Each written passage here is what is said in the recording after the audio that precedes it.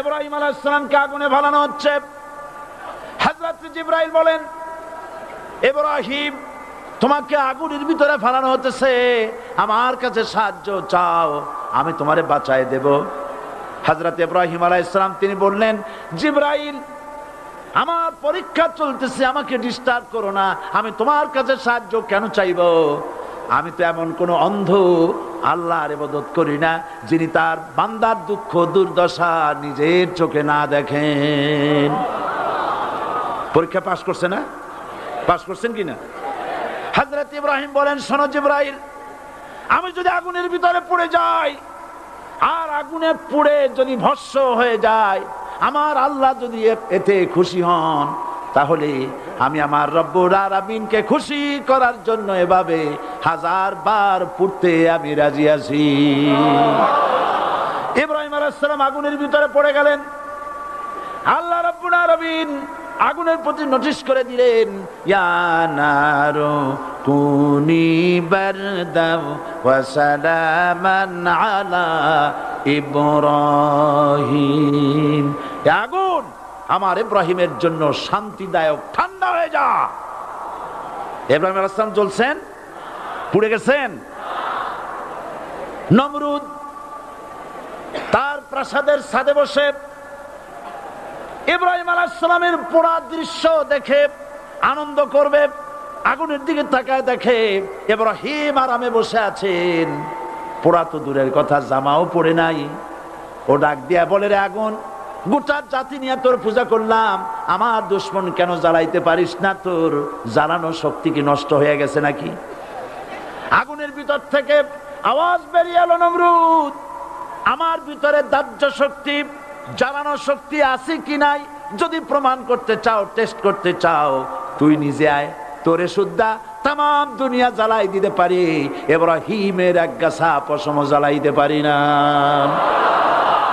বিশ্বকবি আল্লামা ইকবাল কি সুন্দর করে বলেছেন, আজ ভি হো জু ইব্রাহিম কা ইমা पैदा आग कर सकती है एक अंदाज़े गुलिस्तां पैदा। ইব্রাহিমের ঈমান যদি আজও কোথাও হয় বিদ্যমান, করতে পারেন অগ্নিকুণ্ডে খুবসুরত এক গুলিস্তান। এখনো যদি ইব্রাহিমের সন্তানদেরকে আগুনের মধ্যে ফেলে দেওয়া হয়, আর ইব্রাহিম ঈমান যদি থাকে, আগুনকে ফুলের বাগান বানাবার ক্ষমতা আল্লাহর আছে। চিরকাল আল্লাহ পাক এই কালেমাকে দিয়েছেন আল্লাহর সার্বভৌমত্বকে প্রতিষ্ঠা করার জন্য। আয়াতুল কুরসি শুধু পড়ে বুকে ফু দেওয়ার জন্য নয়। পড়েন আমার সাথে, আল্লাহু লা ইলাহা ইল্লা হুয়াল হাইয়ুল কাইয়্যুম। দুনিয়ার সমস্ত পয়গম্বর অত্যাচারিত হলেন, শুধু তাই নয়, বিশ্ব নবী আখেরি জামানার পয়গম্বর নবী মুহাম্মদ রাসূলুল্লাহ সাল্লাল্লাহু আলাইহি ওয়াসাল্লাম জাতির কাছে আসলেন। তিনি এসে বললেন, ইয়া আইয়ুহান নাস কুলু লা ইলাহা ইল্লাল্লাহ। প্রথম দাওয়া শুনছেন কথা? রাসূলুল্লাহ বলছেন, ও জাতি, আমার রাসূল তো মক্কার রাসূল না শুধু, মদিনার রাসূল না শুধু, আরবি ভাষা ভাষীদের রাসূল না শুধু, আমার নবী কি নবী? চিল্লায় বলেন। তাই তিনি বলেছেন, ও বিশ্বের মানবতা, বিশ্বের মানব গোষ্ঠী, যদি মুক্তি পেতে চাও, নাজাত পেতে চাও, উচ্চারণ করো, বিশ্বাস করো, আমল করো, বলো লা ইলাহা ইল্লাল্লাহ। জোরে পড়েন, লা ইলাহা ইল্লাল্লাহ, লা ইলাহা ইল্লাল্লাহু মুহাম্মাদুর রাসূলুল্লাহ। আবু জাহেল বুঝছিল কলমার অর্থ? কথা বলেন না কেন? আবু জাহেল বুঝছিল? উতবা, সাইবা, মুগিরার গোষ্ঠীরা বুঝছিল? বুঝেছে।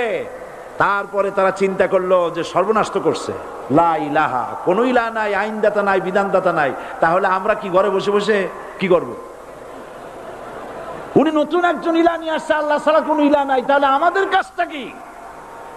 প্রথমে তারা চেষ্টা করলো যে একটু দেখি নরম নরম ভাবে হয় নাকি। চলে গেল আবু তালেবের কাছে, আছে না দিছে, বলল, আবু তালেব, তুমি তো কুরাইশদের নেতা, তোমার ভাইয়ের ছেলে কয়টাই কি? কি আশ্চর্যজনক কথা! লা ইলাহা ইল্লাল্লাহ, আল্লাহ ছাড়া কোনো ইলাহ নাই, তা আমরা করব কি? তোমার ভাতিজাকে বুঝাও লা ইলাহা ইল্লাল্লাহর দাওয়াত বন্ধ করে দিক, এর বিনিময়ে টাকা লাগে টাকা দেব, সোনা লাগে সোনা দেব, যত সুন্দরী মেয়ে চায় তাও দেব, নেতৃত্ব চায় তাও দেব, তবু যেন কালেমার দাওয়াত না দেয়। আসিনে কা হাদিসে আছে কিনা? নবীজি যখন বাড়ি ফিরলেন, চাচা আবু তালেব নিজের কলিজার টুকরা সন্তান হযরত জাফর আলীর চাইতে তিনি ভালোবাসতেন কলিজার মতো করে মুহাম্মদ সাল্লাল্লাহু আলাইহি সাল্লামকে। বলছে, বাবা এমন কথা কেন বলো যাতে লোকেরা খেপে যায়? এই কথাগুলি বলো না, ওরা আমার কাছে এই সব প্রস্তাব দিয়ে গিয়েছে। রাসূলুল্লাহ প্রস্তাব শুনে এগ্রি করলেন? জি। আমার নবী বলেন, ও আমার চাচা আবু তালেব, প্রস্তাবকারীদেরকে শুনিয়ে দিন। হুজুরের সাথে তখন অনেক লোকজন, নাকি অনেক অস্ত্রপাতি? কিচ্ছু নাই, আল্লাহর শক্তি ছাড়া কিছুই নেই।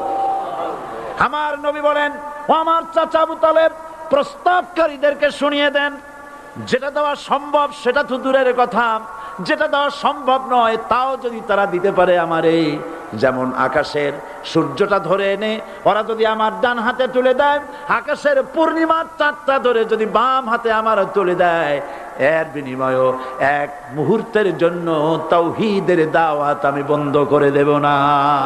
সুবহানাল্লাহ। রাসূল করিম সাল্লাল্লাহু আলাইহি ওয়াসাল্লাম তাদের এই প্রস্তাবকে যখন গ্রহণ করলো না, কাফেরেরা বুঝলো, আমি আগেই বলেছি 3 শ্রেণীর লোক বাধা দিয়েছে। কয় শ্রেণী? প্রথম শ্রেণী কি?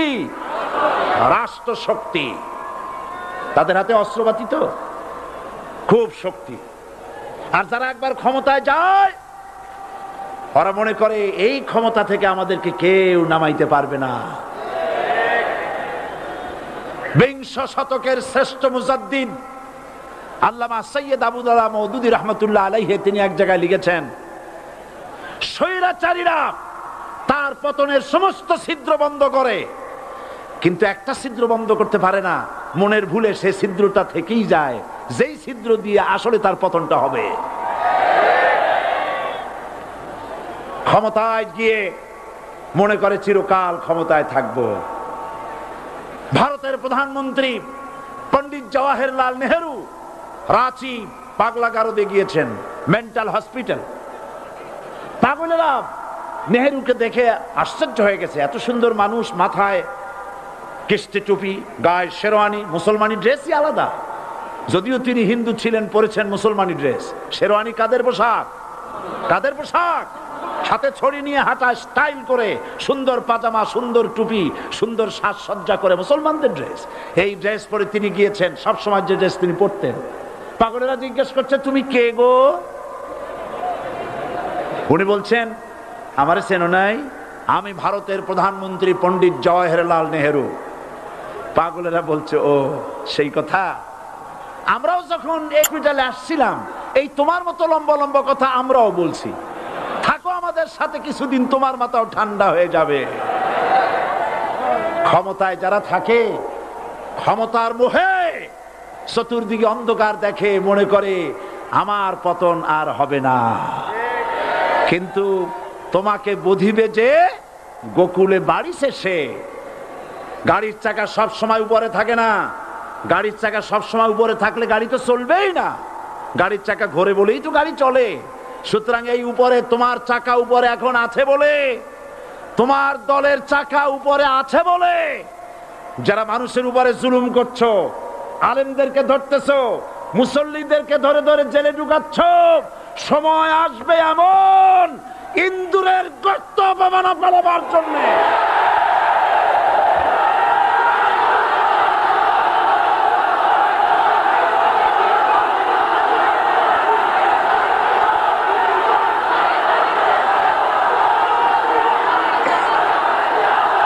আবু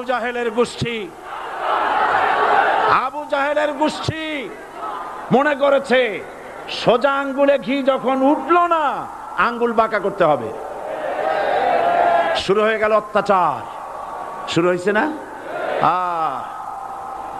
হযরত সুমাইয়া রাদিয়াল্লাহু তাআলা আনহা কি নির্মম ভাবে, নিষ্ঠুর ভাবে তাকে শহীদ করা হলো।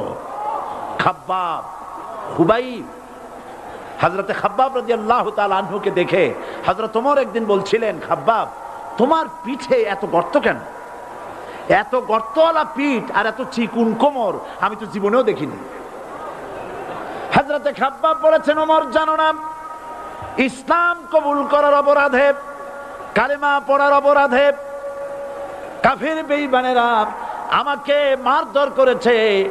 যখন আমি তাদের মারে কালেমা ছাড়ি নাই, তখন আগুন জ্বালায়া আগুনের আংটার উপরে, আংটা আগুনের উপরে আমাকে চিৎ করে শোয়ায়া, আমি যেন নড়াচড়া করতে না পারি সেজন্য আমার বুকের উপরে পাথর চাপা দিয়া রেখেছে। আগুনে গোশত পুড়ে পুড়ে আগুন ভিতরে ঢুকেছে, গায়ের রক্ত আর চর্বি গলে গলে পড়ে আগুনগুলো নিবেছে।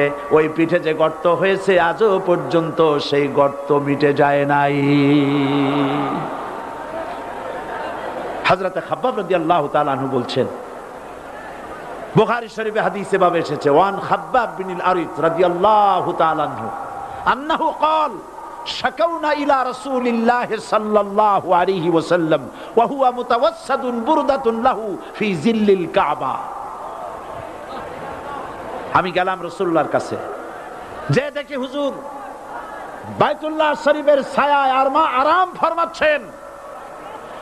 আমি কাছে গিয়ে বললাম, আলা তাস্তানসিরু লানা আলা তাদউ লানা ইয়া রাসূলুল্লাহ, হে রাসূল আপনি কি আমাদের জন্য দোয়া করবেন না?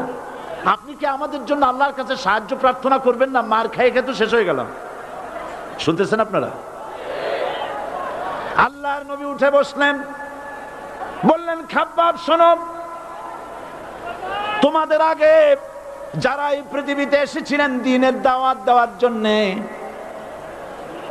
সমকালীন রাষ্ট্র শক্তি তাদেরকে ধরতো, ফায়ুখাজুর রাজুলু ফায়ুহফারু লাহু ফিল আরদ, তার জন্য তারে ধরে নিয়া মাটির মধ্যে গর্ত করত, ফায়ুজআলু ফিহা, এরপরে সেই গর্তের ভিতরে তাকে কোমর পর্যন্ত গেড়ে দিত।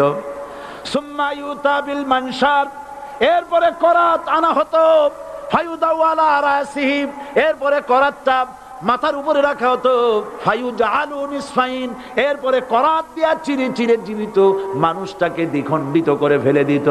মা ইয়াসুদ্দুহু যালিকা আন দীনি, এত কষ্ট দেওয়ার পরেও, এত জুলুম করার পরেও দ্বীনের দায়ীদেরকে এক চুল পরিমাণ আল্লাহর রাস্তা থেকে তারা সরাই দিতে পারে নাই।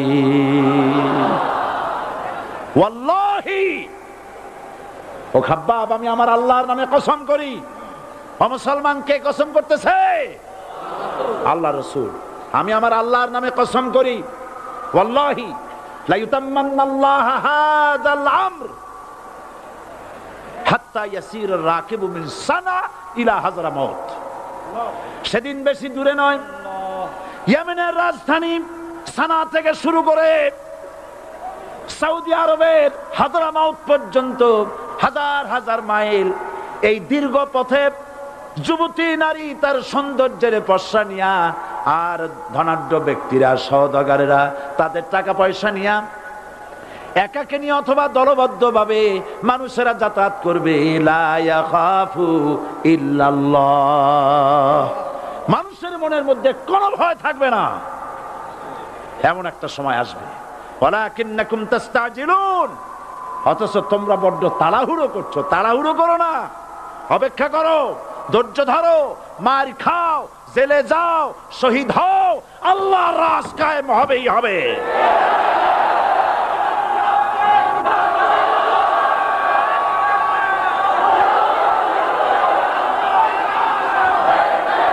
বিল্ডিং থেকে শিক্ষা গ্রহণ করুন, বিল্ডিং, ইমারত, দালান থেকে শিক্ষা গ্রহণ করুন। এই যে একটা দালান আছে না পাশে, দেখতে পাচ্ছেন? এই দালান কি দিয়ে তৈরি করা হয়েছে বলেন? ইট। সমস্ত ইটেরা যদি ধর্মঘট করত, আমরা কেউ মাটির তলায় যাব না, কেউ আমরা আগুনে পুড়ে ঝামা হব না, পিক হব না, কেউ আমরা টুকরা টুকরা হব না, সবাই থাকবো উপরে উপরে, তাহলে কি দালান হইতো নাকি? এই বিল্ডিং নির্মাণ করতে গিয়া ইটের যে স্যাক্রিফাইস, হাজার হাজার ইটকে পিক হতে হয়েছে, পুড়ে যেতে হয়েছে, খোয়া হতে হয়েছে, ভেঙে টুকরা টুকরা হয়ে 50 ফিট মাটির নিচে যেতে হয়েছে, তারপরে ইমারত গঠন হয়েছে, সুন্দর দালান তৈরি হয়েছে। যারা ইসলামী শাসন চান, আল্লাহর দ্বীনকে বিজয়ী দেখতে চান, তাদেরকে অসংখ্য মানুষকে পোড়া ইটের মতো জেলখানায় পুড়ে পুড়ে মরতে হবে, অসংখ্য মানুষকে ফাঁসির কাস্তে ঝুলতে হবে, গায়ের রক্ত দিতে হবে, শহীদ হতে হবে, তারপরে ইসলামের ইমারতটা কায়েম হয়ে যাবে।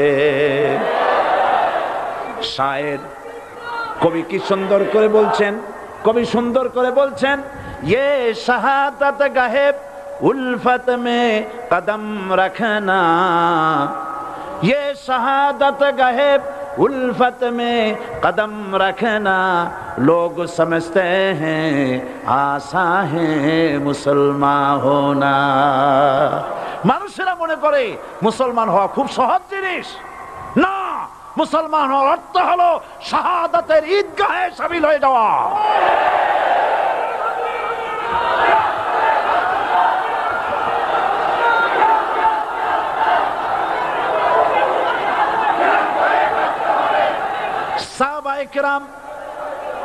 সাহাবায়ে কেরাম মার খেলেন, এবার স্বয়ং আল্লাহর নবীর গায়ে হাত তুলল। আবু জাহেল এসে হুজুরকে মারলেন, গলায় চাদর দিয়া এমন জোরে টান মেরেছে, রাসূলুল্লাহ পড়ে গিয়েছেন। হাদিসে এসেছে হুজুরের চোখ মোবারক ঠিকরে পড়ে যেতেছে, চেহারা মোবারক লাল হয়ে গিয়েছে, জমিনের উপরে আছাড় মেরে ফেলেছে। রাসূলের এই অবস্থা দেখে হযরতে হামজা তখনও কাফের ছিলেন, শিকার থেকে এসে তিনি এই দৃশ্য দেখলেন, দাসীর মুখে শুনলেন, ছুটে চলে গেলেন আবু জাহেলের বাড়িতে। যায় বলে, আবু জাহেল রে, তুই মুহাম্মদ সাল্লাল্লাহু আলাইহি ওয়াসাল্লাম মেরেছিস, বল কেন মারলি? এমন ভালো মানুষ তো জীবনেও চোখে দেখি নাই, যিনি কোনো মিথ্যা কথা বলেন না, ভালো ভালো কথা বলেন, এক আল্লাহর গোলামি করার জন্য বলেন। এই সব ভালো কথা বলার জন্যই তুই তারে মারলি নাকি? আরে আবু জাহেল, তুই কি মনে করেছিস মুহাম্মদ সাল্লাল্লাহু আলাইহি ওয়াসাল্লাম তার পিতা আব্দুল্লাহ মারা গেছে বলে মুহাম্মদ সাল্লাল্লাহু আলাইহি ওয়াসাল্লাম এতিম হয়ে গেছে মনে করেছিস নাকি? জেনে রাখ, মুহাম্মদ সাল্লাল্লাহু আলাইহি ওয়াসাল্লামের পিতা আব্দুল্লাহ মারা গেছে, কিন্তু চাচা হামজা তো মরে যায় নাই। হাতের ধনুক দিয়া এমন জোরে আঘাত মারলেন, আবু জাহেলের মাথা ফেটে রক্ত ফিনকি দিয়ে বেরিয়ে এলো। হযরতে হামজা ঘরে ফিরে এসে রাসূল করিম সাল্লাল্লাহু আলাইহি ওয়াসাল্লামের মস্তক মোবারক কোলে উঠায় নিলেন আর বললেন, বাবা, তোমাকে মেরেছে বলে আমি আবু জাহেলের মাথাটা ফাটাই দিয়ে আসছি, তুমি খুশি হও। হুজুর বলছেন, চাচা, কার মাথা ফাটাইছো এইটা বলে আমারে খুশি করতে পারবা না। হযরতে হামজা বলেন, তুমি কি হলে খুশি হবে? হুজুর বলেন, হামজা চাচা গো, আমি খুশি হব যদি একটিবার চাচা তোমার মুখে শুনতে পাই ঈমানের কালেমা।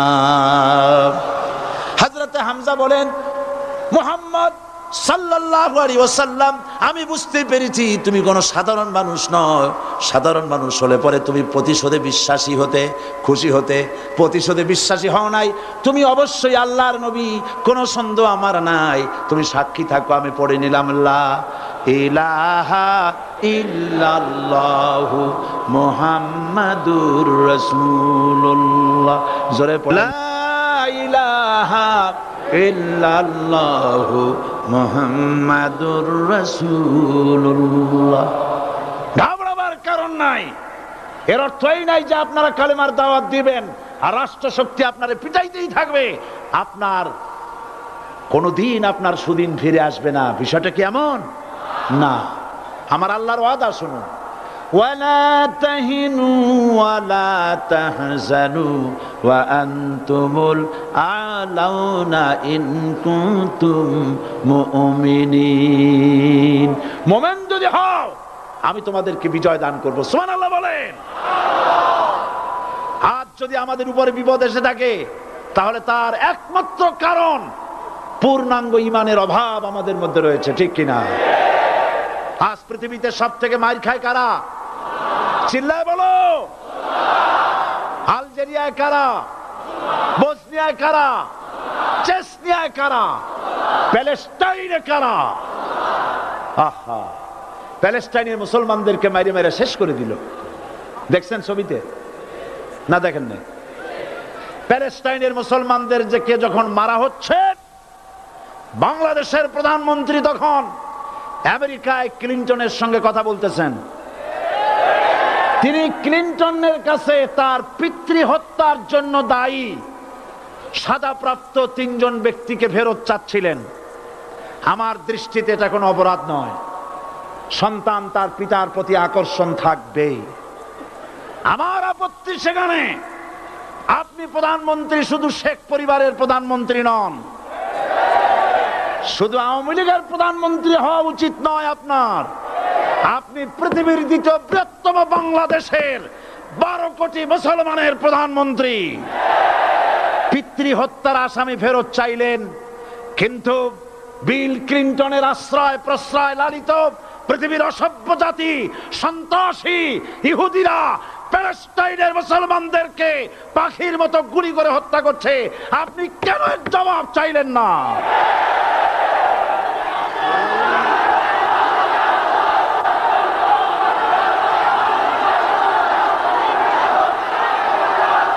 জবাব জবাব আপনি চাইতে পারবেন না, কারণ মুনাফিকদের সাহস হয় না, সাহস হয় মুমিন ব্যক্তি।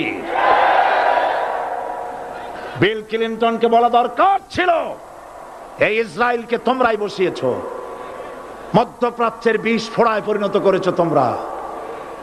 তবে হ্যাঁ, যুরিবাত আলাইহিমুয যিল্লাতু ওয়াল মাসকানা ওয়া বাউ বিগাদাবিন মিনাল্লাহ। আল্লাহর গজব আসবে, ইহুদিরা পৃথিবী থেকে নিশ্চিহ্ন হবেই হবে ইনশাআল্লাহ। দেখেছেন তাকায়া প্যালেস্টাইনে ইসরায়েলিরা হেলিকপ্টার, গানশিপ, কামান, বোমা নিক্ষেপ করছে, আর প্যালেস্টাইনের শিশু কিশোর যুবকেরা ইহুদিদের নিক্ষিপ্ত বোমা আর কামানের মোকাবেলা করতেছে পাথর দিয়ে।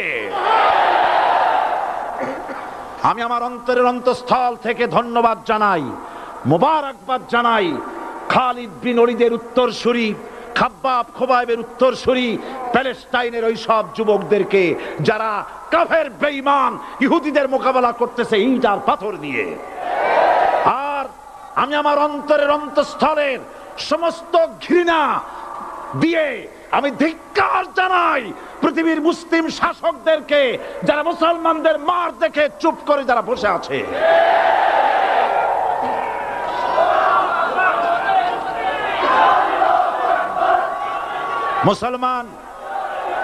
মুসলমান যদি মুসলমানের মতো হয়, 10 জন যথেষ্ট। কয়জন যথেষ্ট? কোথায় আছে কথা? আল্লাহ পাক কোরআন শরীফের মধ্যে বলেছেন, একজন যদি হও ইমানদার মুত্তাকি 10 জনের উপরে বিজয়ী হবে। 10 জন যদি হও 100-এর উপরে বিজয়ী হবে। 100 যদি হও 1000-এর উপরে বিজয়ী করবো। জোরে বলেন সুবহানাল্লাহ। কবি বলতেছেন, ফিজায়ে বদরে পয়দা কুন ফেরেশতে তেরি নুসরত কো উতার সকতে গর্দু সে কতর আন্দর কতর আবি। বদরের মুসলমানদের মতো ঈমান আনো, তাহলে আকাশ থেকে কাতারে কাতারে ফেরেশতা নাজিল করে দিয়ে আল্লাহ পাক তোমাদেরকে সাহায্য করবেন। সুবহানাল্লাহ। সে আল্লাহ আছে না নাই? জোরে বলেন, আছে না নাই?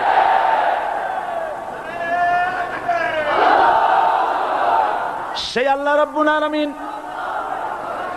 কোরআনে কারীমের ভিতরে আয়াতুল কুরসির মধ্যে বলে দিয়েছেন, আল্লাহু লা ইলাহা ইল্লা হুয়াল হাইয়ুল কাইয়্যুম। প্রাণ খুলে সবাই পড়েন, বসা মানুষ, দাঁড়ানো মানুষ। আল্লাহু লা ইলাহা ইল্লা হুয়াল হাইয়ুল কাইয়্যুম। আল্লাহ রাব্বুল আলামিন, তিনি ছাড়া কোনো ইলাহ নাই, তিনি সার্বভৌমত্বের মালিক কেউ নাই আল্লাহ ছাড়া। এই কথা মানুষকে ঘোষণা করতে হবে। বাধা, এই কথা বললেই বাধা দেবে কয় শ্রেণীর লোক? 3 শ্রেণী। প্রথম শ্রেণী হচ্ছে কে? রাষ্ট্রশক্তি। আজও তারা বাধা দিচ্ছে। আল্লাহর আইন দিয়ে দেশ চালাও, তারা তাদের মন মর্জি মোতাবেক আইন দিয়ে দেশ চালাবে। আল্লাহ পাক বলছেন আলা আলাহুল খালকু ওয়াল আমরু, সৃষ্টি যার, আইন চলবে তার। কারো বাবার আইন চলতে পারে না, নিজেদের তৈরি করা আইন চলবে না। ইনিল হুকমু ইল্লা লিল্লাহ, একমাত্র আইন চলবে কার? এই আইন রাসূল করিম সাল্লাল্লাহু আলাইহি ওয়াসাল্লাম মদিনায় কোরআন দিয়ে প্রতিষ্ঠিত করেছিলেন। আল্লাহর বিধান, আল্লাহর সার্বভৌমত্ব কায়েম করেছিলেন।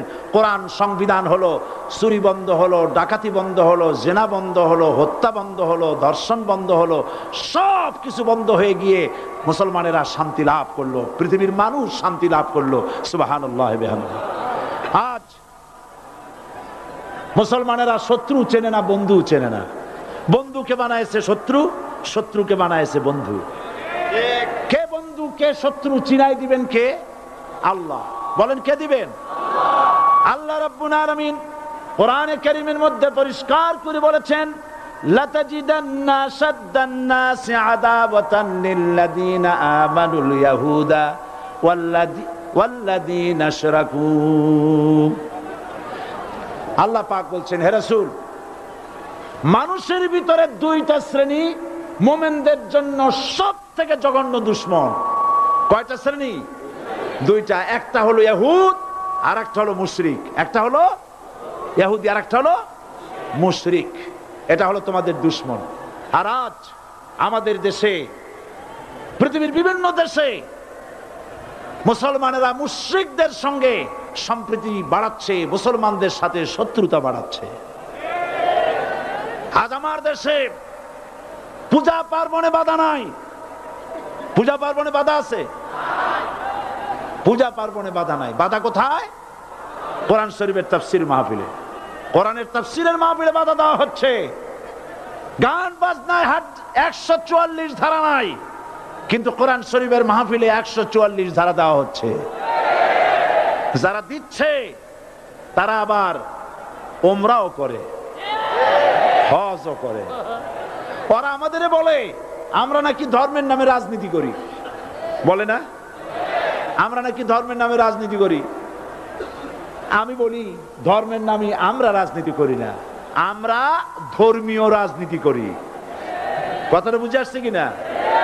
ধর্মের নামে রাজনীতি তো সেই ব্যক্তি করে 1996 সনের নির্বাচনের আগে যিনি মাথায় পট্টি বেঁধেছিলেন, যিনি শপথ গ্রহণের সময় হাতে তসবিহ পড়েছিলেন।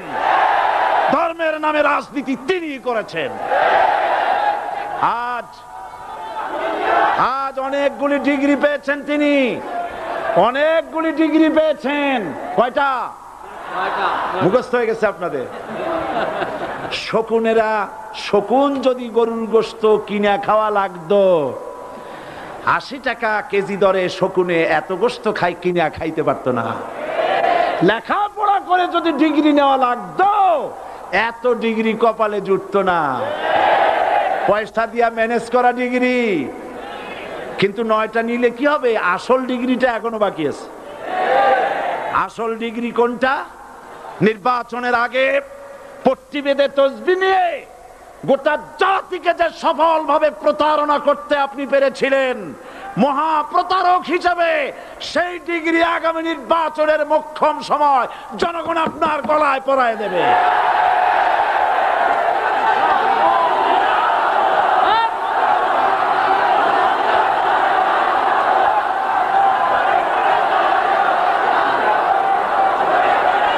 সুতরাং ধর্মের নামে রাজনীতি নয়, আমরা ধর্মীয় রাজনীতি করি।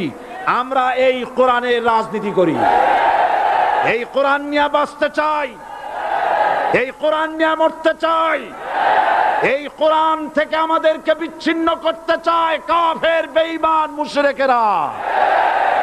ও আমার জাতি, কোরআন থেকে যারা বিচ্ছিন্ন করতে চায়, তোমরা কি তাদের বিরুদ্ধে জিহাদের জন্য প্রস্তুত থাকবে?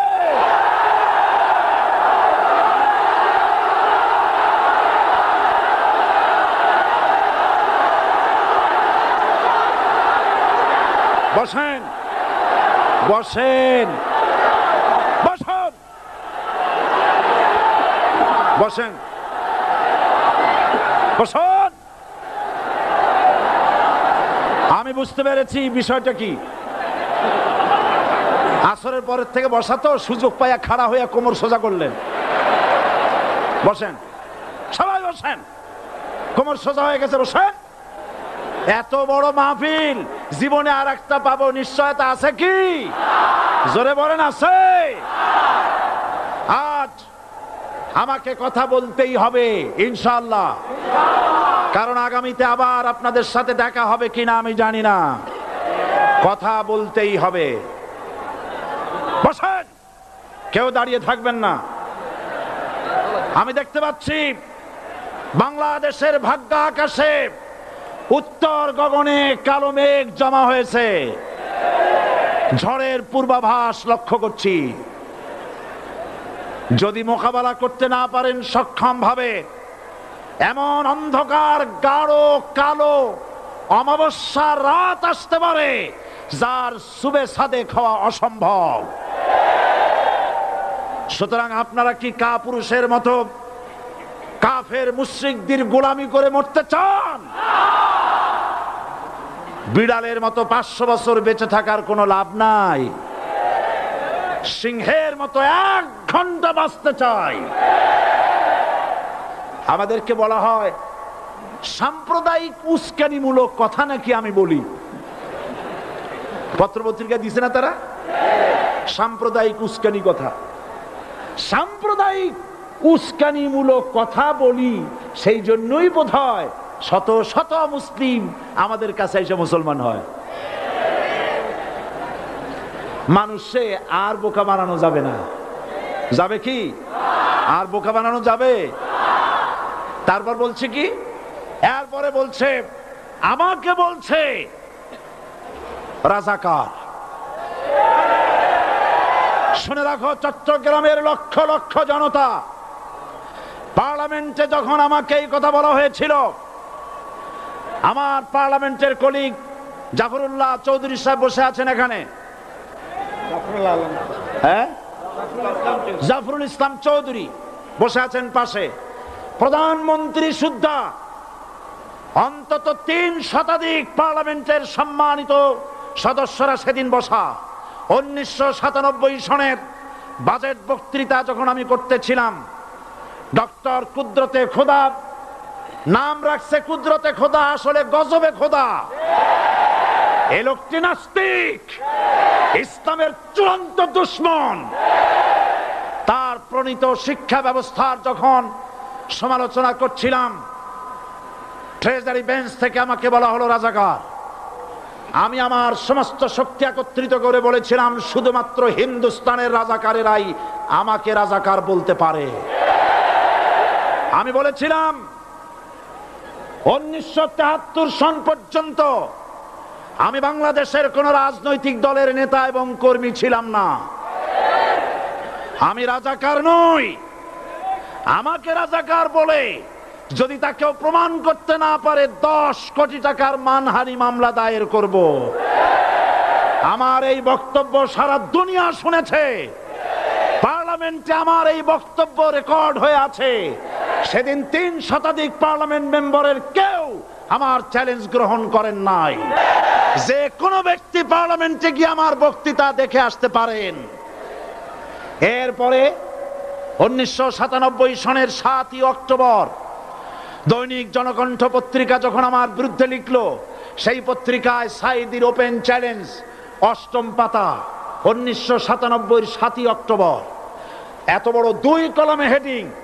সেখানে আমি বলেছি, বাংলাদেশের সকল সাংবাদিক, গোয়েন্দা বিভাগ, বাংলাদেশের সকল বুদ্ধিজীবীকে আমি আমার পিরোজপুরে আমন্ত্রণ করছি। আমার উপস্থিতিতে যদি কেউ প্রমাণ করতে পারে বাংলাদেশের স্বাধীনতা যুদ্ধের বিরুদ্ধে আমার কোনো ভূমিকা ছিল, সজ্ঞানে স্বেচ্ছায় জাতীয় সংসদের সদস্য পদ থেকে পদত্যাগ করব। 3 বছর পার হয়ে গেছে, আজ পর্যন্ত কেউ এই চ্যালেঞ্জের মোকাবেলা করে নাই। সুতরাং আমাকে যারা রাজাকার বলবে, তারা পিতৃ পরিচয়হীন অবৈধ সন্তান। 1971 সনের, শোনো মুসলমানেরা, 1971 সনের কোন কাদা সাইদির গায়ে লাগে নাই। আমাকে রাজাকার বলে জনগণ থেকে বিচ্ছিন্ন করবা, জনগণ থেকে আমারে বিচ্ছিন্ন করা যাবে না। কারণ এই জনগণ আমার জন্য আসে না, এই জনগণ আসে আল্লাহর কোরআনের জন্য।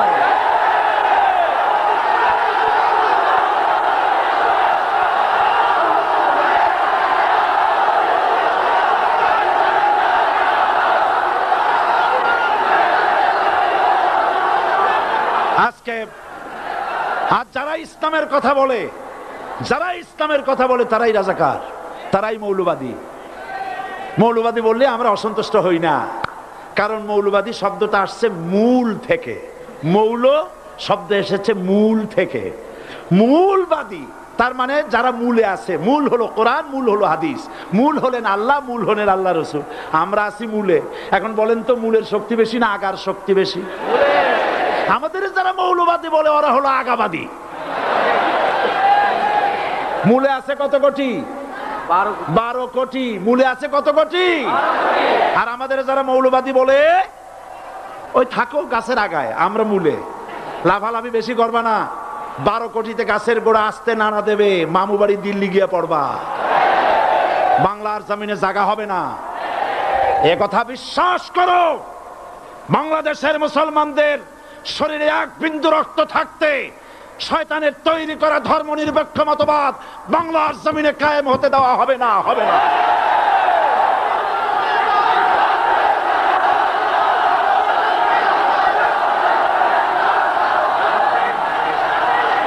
রাসূল করিম সাল্লাল্লাহু আলাইহি ওয়াসাল্লাম কোরআন প্রতিষ্ঠার জন্য আন্দোলন করেছিলেন। আয়াতুল কুরসি আমাদের সে কথাই শিখেছে। আল্লাহ রাব্বুল আলামিন বলেন, আল্লাহু লা ইলাহা ইল্লা হুয়াল হাইয়ুল কাইয়্যুম। প্রাণ খুলে পড়েন, আল্লাহু লা ইলাহা ইল্লা হুয়াল হাইয়ুল কাইয়্যুম। আল্লাহ হচ্ছেন তিনি যিনি ছাড়া কোনো ইলাহ নাই, আইনদাতা নাই, বিধানদাতা নাই। আমরা মানুষের তৈরি করা আইন মানি না। 12 কোটি মুসলমানের দেশে আইন তৈরি করবে মানুষ, আমরা মানব না। পার্লামেন্টে তৈরি হতে হবে কোরআন দিয়ে, পার্লামেন্টে আইন তৈরি হতে হবে কোরআন দিয়ে। সুতরাং ভয় যতই পান আর যতই ষড়যন্ত্র করেন, 4 দল যখন একত্রিত হয়েছে, ঐক্যবদ্ধ থাকবে, সরকার ঐক্যবদ্ধভাবে গঠন হবে, নির্বাচন ঐক্যবদ্ধভাবে হবে এবং কোরআন হবে, আল কোরআনের পার্লামেন্ট হবে বাংলাদেশে।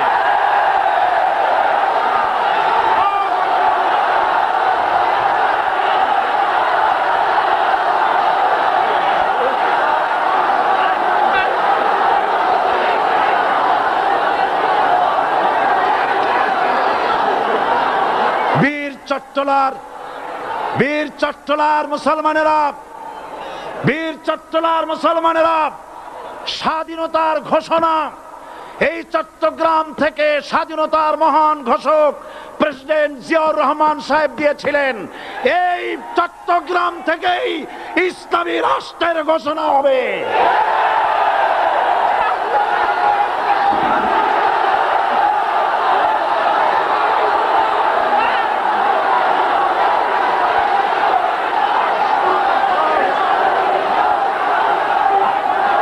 আশাবাদী আপনারা অবশ্যই তা পারবেন। আমি 100% বিশ্বাস করি ইনশাআল্লাহ। কারণ যে ষড়যন্ত্রের মোকাবেলা করে স্থানীয় রাজনৈতিক দলের নেতৃবৃন্দ কোরআনের মাহফিল সিনায় এনেছেন, আমি প্রথম দিনই বলেছি চট্টগ্রাম তাফসিরুল কোরআন মাহফিল কোন রাজনৈতিক দলের প্রতিনিধিত্ব করে না।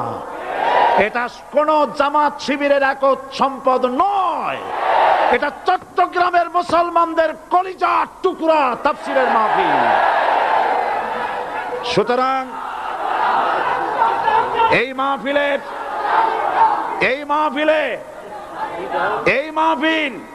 চট্টগ্রামে থাকবে ইনশাআল্লাহ কিয়ামত পর্যন্ত।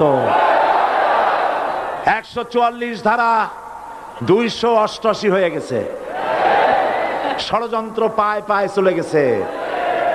আমি ওই সব ছেলেদের বলি, সরকারি দলের ছাত্র হইয়া মুসলমানদের বিপক্ষে যাইও না।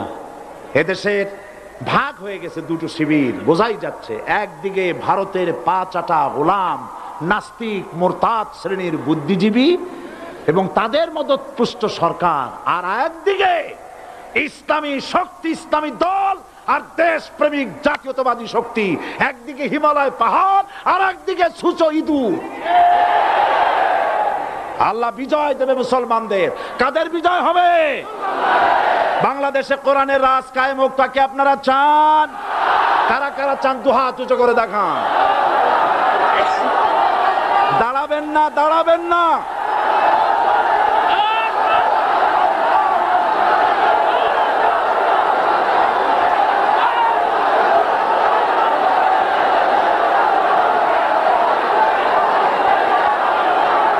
বসুন, বসুন, আবার বসেন, বসুন। জোরে সোরে জিকির করেন লা ইলাহা ইল্লাল্লাহ, আরো জোরে লা ইলাহা ইল্লাল্লাহ, লা ইলাহা ইল্লাল্লাহ,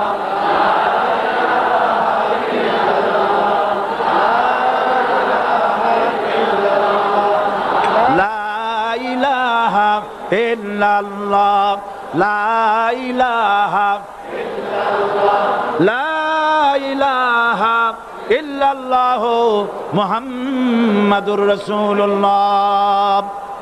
যারা যেখানে দাঁড়িয়েছেন বসুন। তিন শ্রেণীর লোকেরা আল্লাহর কালেমায় বাধা দিয়েছে। কয় শ্রেণী? একটা হলো রাষ্ট্রশক্তি, দুই নম্বরে মনে আছে ধনাঢ্য পুঁজিপতির গোষ্ঠী, ওরাও বাধা দিয়েছে। কারণ ইসলামকে বলা হয় পুঁজিবাদের আশ্রয়স্থল। নাউজুবিল্লাহ। সর্বপ্রথম ইসলাম কবুল করেছে কারা? ধনীরা না গরিবরা? কারা? গরিবেরা। সুতরাং ধনাঢ্য ব্যক্তিরা মনে করলো যে আমাদের তো সর্বনাশ হয়ে যাবে, আমরা দাস দাসী ধরে রাখতে পারবো না, আমরা মানুষকে শোষণ করতে পারবো না, যে নতুন কলেমার দাওয়াত আসছে। সুতরাং সরকারের হাতকে তারা পয়সা দিয়া শক্ত করেছে আর বলেছে যত টাকা লাগে এই লোকগুলারে ঠ্যাঙ্গান। আজও আছে কিনা? তা আছে কিনা? তিন নম্বরে বাধা দিয়েছে ধর্মের নামের এক শ্রেণীর কায়েমি স্বার্থবাদী শক্তি, যার সম্পর্কে সূরা তাওবায় আল্লাহ পাক বলেছেন ইন্না কাসীরাম মিনাল আহবারি ওয়ার রুহবান লা ইয়াকুলুনা আমওয়ালান নাস বিল বাতিল ওয়া ইয়াসুদ্দুনা আন সাবিলিল্লাহ। ইহুদি আহলে কিতাবদের মধ্যে এক শ্রেণীর বুজুর্গ ধরনের লোক, দরবেশ জাতীয় লোক, যারা নাকি মানুষের সম্পদকে বাতিল পন্থায় ভক্ষণ করে, ওয়াসুদ্দুনা আন সাবিলিল্লাহ, এবং আল্লাহর রাস্তায় চলার জন্য মানুষকে বাধা প্রদান করে। এত বড় বিশাল মাহফিলে আপনি দাঁড়ায়া কোন মানুষকে কষ্ট দিবেন না, জায়েজ নাই। মুসলমানদেরকে কষ্ট দেওয়া কবিরা গুনাহ। বুঝতে পেরেছেন? যে যেখানে দাঁড়িয়েছে আপনারা বসা মানুষেরা তাদেরকে বসায় দেন। সুতরাং এই কালেমার দাওয়াত যখন হযরতে মুসা আলাইহিস সালাম দিলেন, ফেরাউন বলল আমি তো জানি না যে আমি ছাড়া আরো কোন ইলাহ আছে, আইনদাতা তো আমি, তুমি নতুন কোথা থেকে আইনদাতা নিয়ে আসছো? ফেরাউন বলছে দেখো আমারে বাদ দিয়া যদি অন্য কাউকে ইলাহ বলে তুমি মানো আর সেই শিক্ষা যদি যে জাতিকে দাও, তাহলে আমি তোমাকে ধরে লাআজআলান্নাকা মিনাল মাসজুনিন, আমি তোমাকে কারারুদ্ধ করব, আমি তোমাকে জেলখানায় ঢুকিয়ে দেব। রাষ্ট্রশক্তি প্রথম বাধা দিল কারা? বলেন সবাই। সেই বাধা কি ওখানে শেষ হয়েছে না এখনো আছে? আছে কিনা জোরে বলেন। আমি তোমাকে জেলখানায় ঢুকাবো। হযরত মুসা আলাইহিস সালাম বলেন ফেরাউন রে, জেলের ভয় আমি করি না, আমাকে জেলের ভয় দেখায়া লাভ নাই, আমি আল্লাহ পাকের পয়গম্বর হযরত মুসা আলাইহিস সালাম। ফেরাউনের দলবল আছে, লোক লস্কর আছে, তার অস্ত্রের অভাব নাই। আল্লাহ রাব্বুল আলামিন মুসা আলাইহিস সালামের কাছে একটা অস্ত্র দিয়া দিলেন। দিছিলেন কিনা?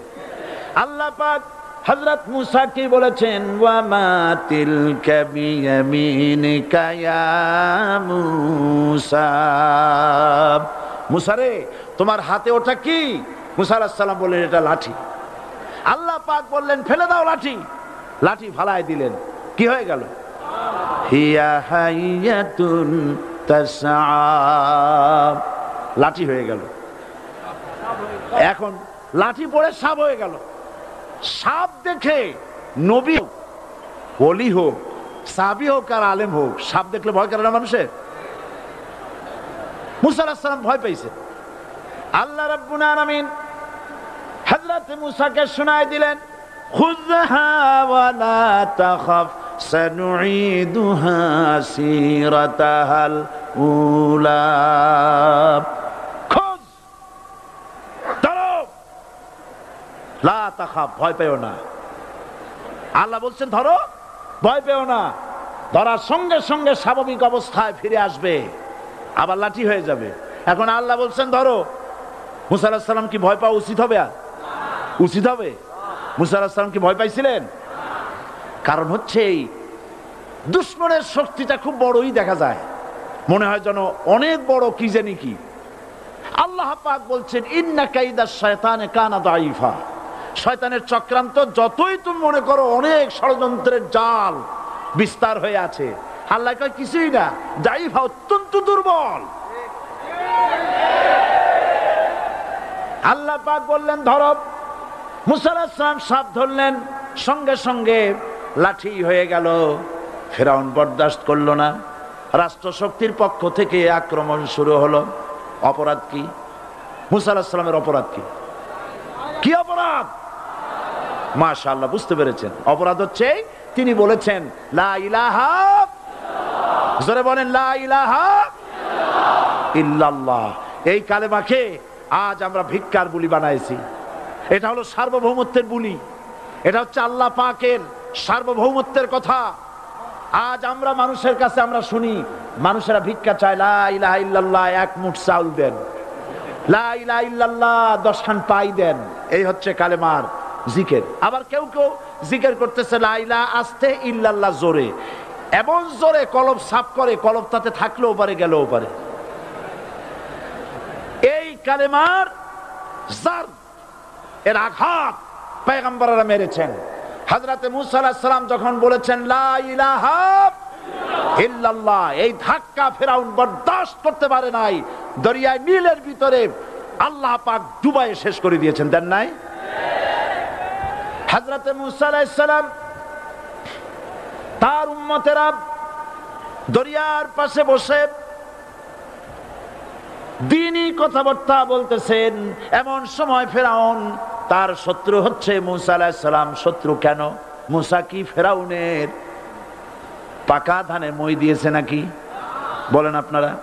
তার হালের গরু পিটায় মারছে নাকি? অপরাধ হলো তিনি আল্লাহর জমিনে আল্লাহর আইন প্রতিষ্ঠার কথা বলেছেন। এই শুধুমাত্র এই অপরাধে ফিরআউন তার দলবল নিয়ে 3 দিক থেকে আক্রমণ করেছে। মুসা আলাইহিস সালামের উম্মতেরা ভয় পেয়ে গেছেন।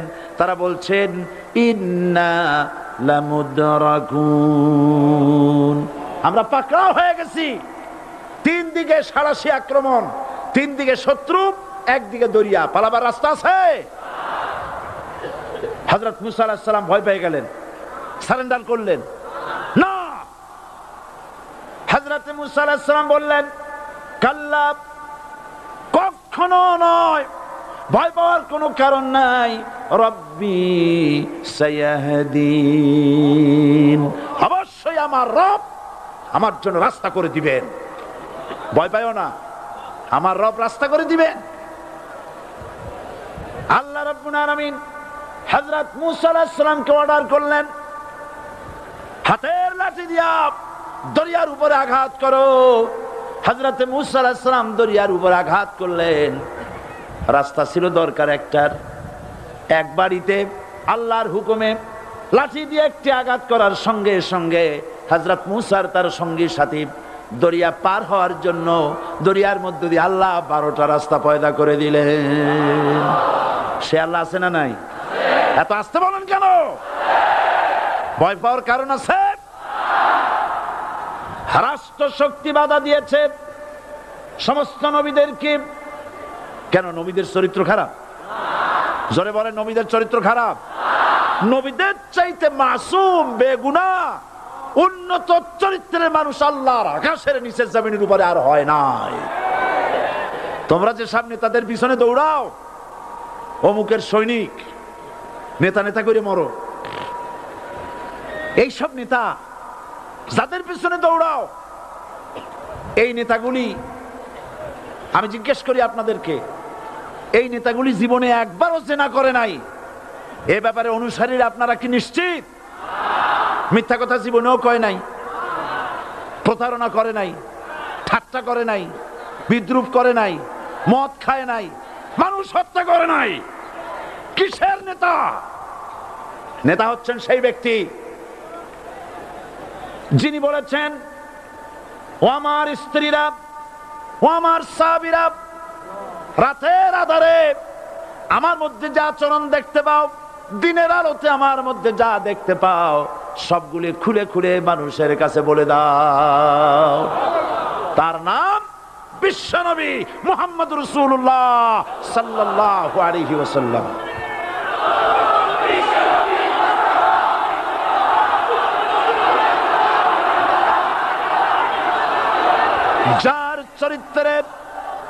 যার চরিত্রের সার্টিফিকেট আল্লাহ রাব্বুল আলামিন নিজে দিচ্ছেন, ওয়া ইন্নাকা লাআলা খুলুকিন আযীম।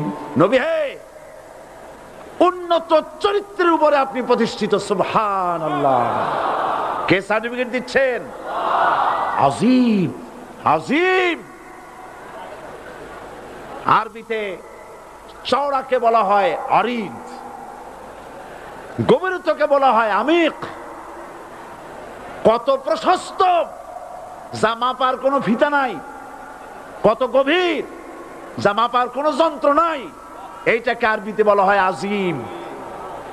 সুবহানাল্লাহ বলতে ইচ্ছে করে না? ও নবী, তোমার চরিত্র এমন যা মাপার মতো যন্ত্র পৃথিবীতে নাই। এই সার্টিফিকেট দিলেন কে? সমস্ত নবীরাই চরিত্রবান, নবীরা মাসুম বেগুনাহ। সুবহানাল্লাহ বিহামদিহি। সেই নবীরা মার খান নাই? খেয়েছেন কিনা বলেন? কারা মেরেছে? রাষ্ট্র শক্তি। কারা মেরেছে?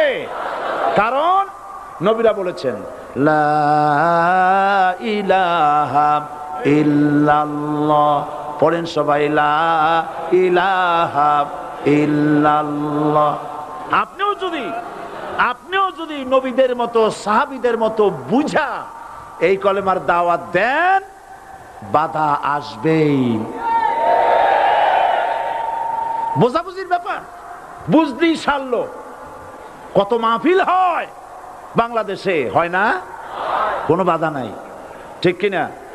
কত পূজা হয়, পার্বণ হয়, গান হয়, থিয়েটার হয়, গুনাহগার বিবির গান হয়, কত কিছু হয়। কোনো বাধা আছে? তাফসীরের মাহফিলে বাধা। কারণ ওরা বুঝতে পেরেছে এ তাফসীরের মাহফিলে গাজীর গীত হয় না, এ তাফসীরের মাহফিলে আল্লাহর সার্বভৌমত্ব কায়েমের আন্দোলন চলে।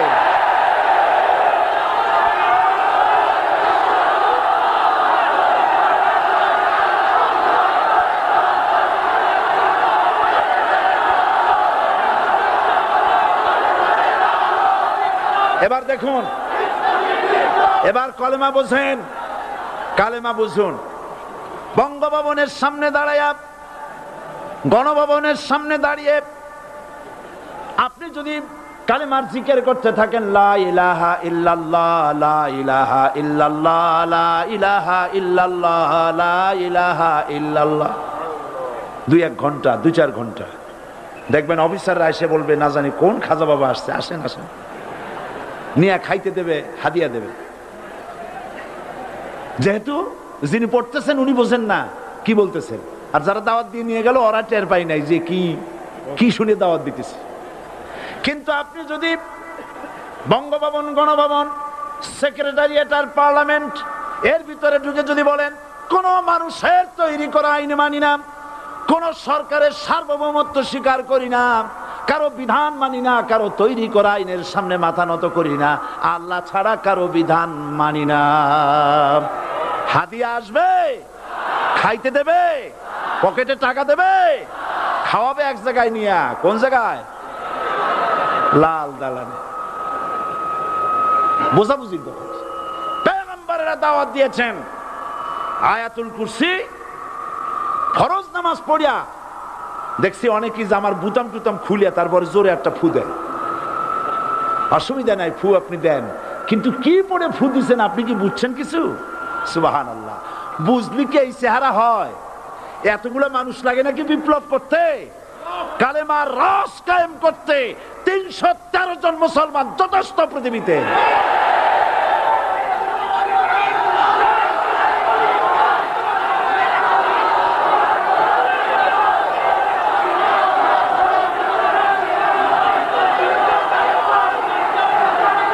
আল্লাহ পাক কোরআনে কারীমের মধ্যে আল্লাহ পাক বলেছেন এমন একজন নবী পাঠাই নাই, ইয়া হাসরাতান আলাল ইবাদ, বান্দার উপরে আফসোস। আহারে, কে বলতেছেন? আমার আল্লাহ। বলেন আমার আল্লাহ। তিনি আফসোস করছেন, আফসোস একজন পয়গম্বর এমন পাঠাইলাম না, একজন রাসূল পাঠাইলাম না যার সাথে এরা ঠাট্টা করে নাই, বিদ্রুপ করে নাই, পাগল বলে নাই, মারে নাই।